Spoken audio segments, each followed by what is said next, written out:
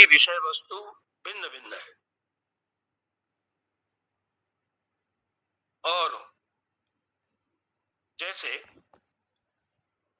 प्रथम अध्याय का जो प्रथम पाद है उसमें श्रुति में जो स्पष्ट ब्रह्मलिंग युक्त वाक्य हैं, माने उपनिषदों के ऐसे वाक्य जिसमें ब्रह्मलिंग स्पष्ट है, उनका विचार किया गया है प्रथम पाद। और मतलब स्पष्ट ब्रह्मलिंग युक्त वाक्यों का विचार, श्रुति वाक्यों का विचार पहले पाद में है, ब्रह्म सूत्र के प्रथम अध्याय के। और प्रथम अध्याय के दूसरे पाद में अस्पष्ट ब्रह्मलिंग, जिसमें जिन श्रुति वाक्यों में ब्रह्मलिंग स्पष्ट नहीं है, ऐसे श्रुति वाक्यों का विचार प्रथम अध्याय के द्वितीय पाद में किया गया है।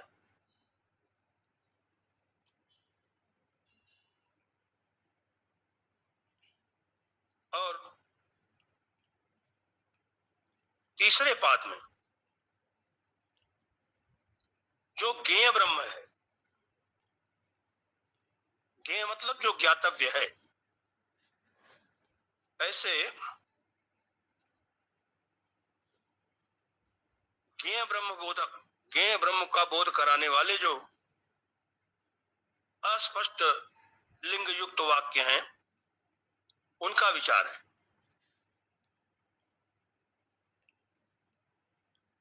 और प्रथम अध्याय के चौथे पाद में जो संदिग्ध वाक्य हैं, श्रुतियों में ऐसे संदिग्ध जो वाक्य आए हैं, उनका विचार किया गया है। जैसे उदाहरण के लिए सृष्टि क्रम का वर्णन आता है, तो भिन्न भिन्न श्रुतियों में सृष्टि का अलग अलग क्रम देखा जाता है। कहीं तत्तेजो असृजत, मतलब आकाश और वायु को छोड़ दिया और तेज की सृष्टि पहले बताते हैं। कहीं प्राण की सृष्टि पहले कहते हैं। तैतृय श्रुति में आता है तस्माद वायु तस्माद आत्मना आकाश संभूता आकाशाद वायु वायुरग्नि अग्निराप अद्वय पृथ्वी इत्यादि क्रम वहां आकाश से लेकर के पृथ्वी पर्यंत। तो सृष्टि का अलग अलग क्रम सुन करके संदेह होना स्वाभाविक है कि सृष्टि है तो प्रत्यक्ष ही है, सृष्टि तो दिखती है सामने, तो इसका एक निश्चित क्रम होना चाहिए। ये श्रुति अलग अलग कैसे कह रही है? इन सब का विचार और उस विचार के फलस्वरूप निर्णय चौथे पाद में, प्रथम अध्याय के चौथे पाद में है।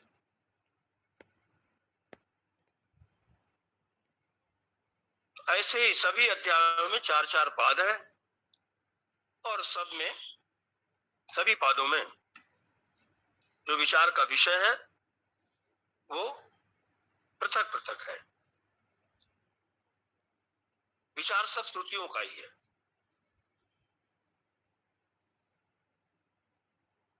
स्मृतियां भी हैं,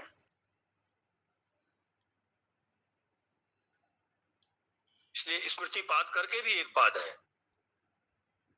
स्मृतियों से जो विरोध आता है, अथवा स्मृतियां सांख्य इत्यादि स्मृति, इन सांख्य इत्यादि दर्शनों से जो विरोध आता है श्रुति वाक्यों का, तो उन सब का विचार भी ब्रह्म सूत्र में मिलता है। आने वाले दिनों में हम संक्षेप में उन सबको थोड़ा विस्तार करने का प्रयास करेंगे कि किस पाद में क्या कहा गया है। अभी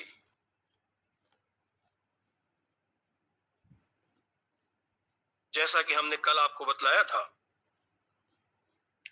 कि ब्रह्म सूत्र में जितने भी सूत्र हैं, इन सभी सूत्रों को अधिकरण बना करके वहां भी समान विषय प्रतिपादक जो श्रुतियां हैं उनको एक अधिकरण में रख करके 555 सूत्रों को 192, कहीं कहीं 193 भी है, कभी 191 भी है, मतलब कहीं पर एक अधिकरण में एक को 2-3 अधिकरणों में बांट दिया है। देवता आदि अधिकरण आता है तो वहां इस तरह का विभाग मिल जाता है, तो अधिकरण 1-2 बढ़ जाते हैं। और कहीं उन दोनों अधिकरणों को हटा के एक ही में रखा तो 191 है, कहीं 2 कर दिया तो 192 अधिकरण माने जाते हैं, और कहीं 3 कर दिया तो 193 अधिकरण। प्रत्येक अधिकरण में अलग अलग सूत्रों की संख्या है। और अधिकरण जैसा हमने कल बताया था कि अधिकरण में 5 अंग होते हैं। विषय अर्थात उस अधिकरण के अंतर्गत किस विषय पर विचार किया गया है, किस श्रुति वाक्य को लेकर के विचार किया गया है, और उस श्रुति में, उस वाक्य में शंका क्या है, और ऐसी शंका होने पर उस पर पूर्व पक्ष का, पूर्ववादी का क्या कहना है, और फिर सिद्धांत पक्ष से उसका समाधान क्या दिया गया है। और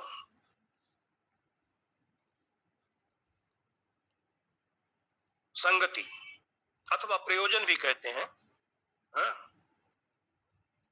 क्या है, ऐसा अधिकरण, इसी को अधिकरण कहते हैं।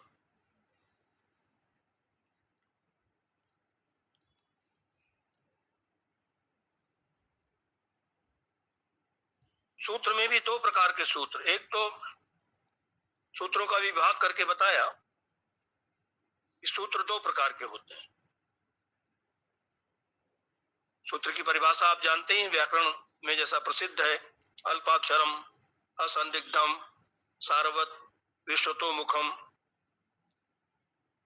अस्तोभम अनुवद्यम च सूत्रम सूत्रविदो विदो, ये सूत्र की परिभाषा है।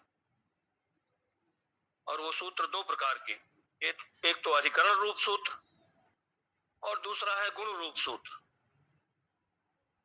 जैसे प्रथम पाद में, ब्रह्म सूत्र के प्रथम अध्याय के प्रथम पाद में 11 सूत्र तो अधिकरण रूप में है और 20 जो है वो गुण रूप सूत्र हैं। ऐसा कुछ आचार्यों ने विभाग करके बतलाया है।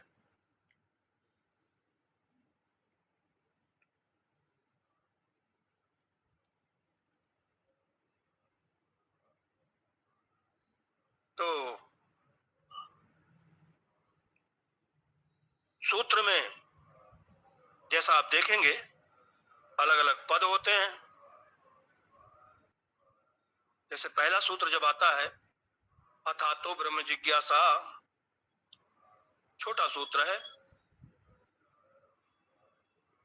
आप याद कर सकते हैं, आसानी से, सरलता से कंठ हो सकता है। ये पहला सूत्र,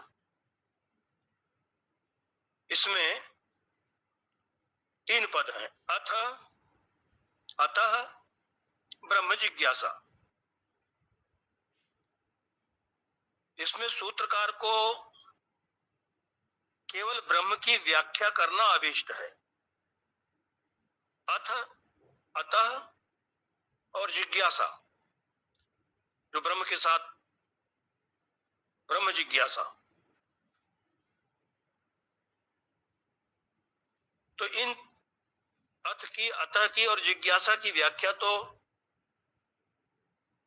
सूत्रकार ने छोड़ दिया व्याख्याकारों के लिए, टीकाकारों के लिए।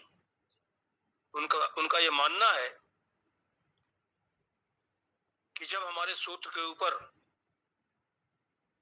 लोग व्याख्यान लिखेंगे, टीकाएं लिखेंगे, भाष्य लिखेंगे, तो इन पदों की व्याख्या वो करेंगे। अथ क्यों कहा, अतः क्यों कहा, जिज्ञासा इत्यादि पद। सूत्रकार का अपना अभिप्राय तो केवल ब्रह्म की व्याख्या में है, और उसी ब्रह्म का फिर लक्षण करते हुए आगे सूत्र बनाते हैं। ब्रह्म कैसा, ब्रह्म कौन, तो कहते हैं जन्माद्यस्यतः, दूसरा सूत्र है, कैसे जाना ये? तो शास्त्र योनित्वात् और फिर तत्व समन्वयात्, आगे फिर ईक्षतेरना शब्दम इत्यादि सूत्रों के द्वारा उसी ब्रह्म की व्याख्या करते करते 554 सूत्र इस पहले सूत्र के अलावा भगवान वेदव्यास जी ने बनाए। उन सभी के द्वारा ब्रह्म की व्याख्या की गई है।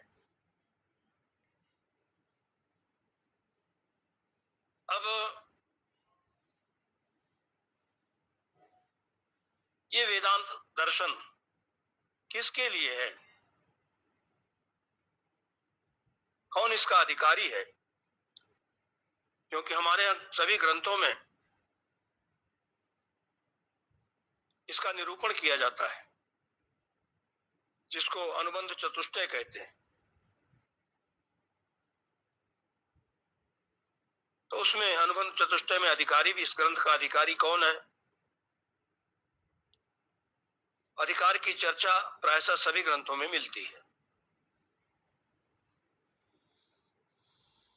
जैसे आप रामचरितमानस में सुनते होंगे, राम कथा के तेई अधिकारी, जिनके सत्संगति अति प्यारी। तो जिनको सत्संग अत्यधिक प्रिय है वो राम कथा के वही अधिकारी हैं, राम कथा सुनने के। तो यहां भी अधिकार की चर्चा की गई है। अथ ये जो शब्द है, इसके द्वारा ही अधिकार को बतला दिया गया है। क्योंकि अथ शब्द के दो अर्थ बताए जाते हैं, माने जाते हैं। एक तो मंगलार्थक है अथ शब्द। जब भी कुछ बोलना शुरू करते हैं अथवा लिखना प्रारंभ करते हैं तो अथ शब्द का उच्चारण करते हैं मंगलाचरण के रूप में, क्योंकि अथ शब्द मंगलार्थक है।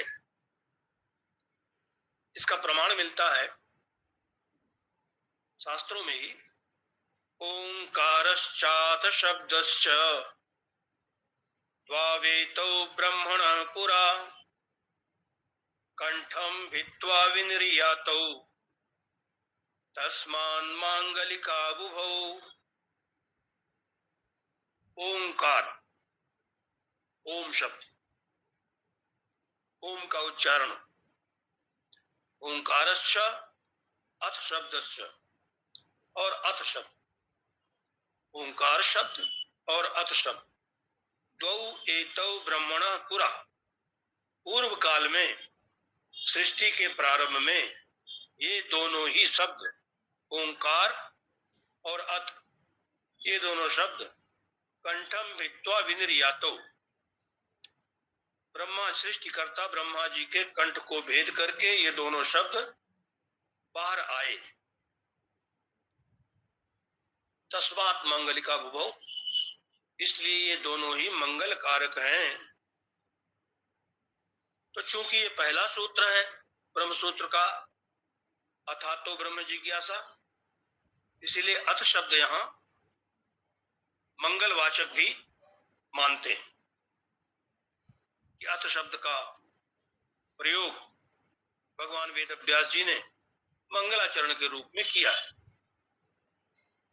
क्योंकि और कोई मंगलाचरण तो सूत्र में मिलता नहीं। ब्रह्म सूत्र में अथ से प्रारंभ किया तो अथ को ही मंगलाचरण के रूप में हम सब स्वीकार करते हैं।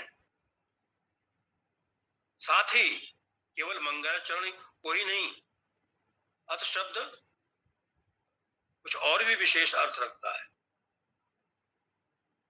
जैसा अथ शब्द अनंतरीय अर्थ में माना गया है। अथ का मतलब अब इसके बाद, चूंकि ये पहला सूत्र है और उसी में पहले सूत्र में फिर अब इसके बाद, तो विचार करना पड़ेगा किसके बाद। अतः ब्रह्म जिज्ञासा, अतः माने इसलिए, इसलिए ब्रह्म की जिज्ञासा ऐसे तो विवरणकार ने कहा कर्तव्य, हाँ? कर्तव्य पद का अध्याहार करके यहाँ अर्थ करेंगे। अब इसके बाद ब्रह्म की जिज्ञासा करनी चाहिए, ब्रह्म की जिज्ञासा कर्तव्य है।